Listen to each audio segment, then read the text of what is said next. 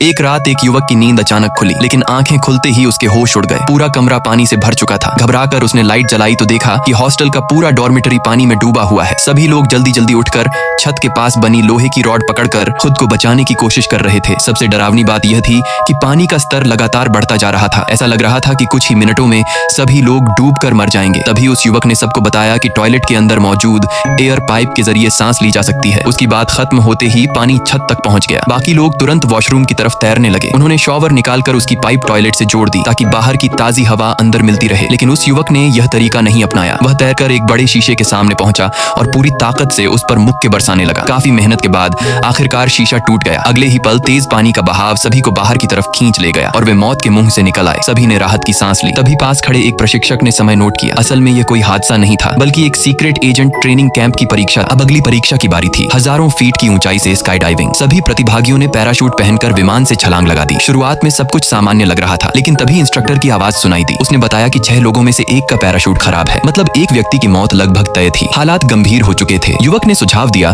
कि सभी लोग हाथ पकड़कर एक घेरा बनाएं और एक एक करके अपने पैराशूट चेक करें। लेकिन इसी पल इंसानी स्वार्थ सामने आने लगा। जिसे अपना पैराशूट सही मिलता, वह तुरंत दूसरों का साथ छोड़ देता और खुद को बचाने में लग जाता। धीरे धीरे सभी अलग हो गए। आखिर में सिर्फ एक युवक और एक युवती बचे। जमीन तेजी से करीब आ रही थी। ऐसे मुश्किल वक्त में दोनों ने एक दूसरे पर भरोसा किया और आखिरी पल तक साथ नहीं छोड़ा। जमीन के बेहद करीब पहुंचकर उन्होंने पैराशूट खोला। कुछ ही सेकंड बाद दोनों सुरक्षित लैंड कर गए। आखिरकार वे परीक्षा में सफल घोषित हुए। बाकी सभी प्रतिभागी बाहर कर दिए गए, क्योंकि यह टेस्ट सिर्फ बहादुरी का नहीं था, बल्कि भरोसे और टीम वर्क का भी था। जो अपने साथियों को मुश्किल समय में छोड़ दे, वह एक अच्छा एजेंट कभी नहीं बन सकता। यहीं पर इस रोमांचक कहानी का अंत होता है।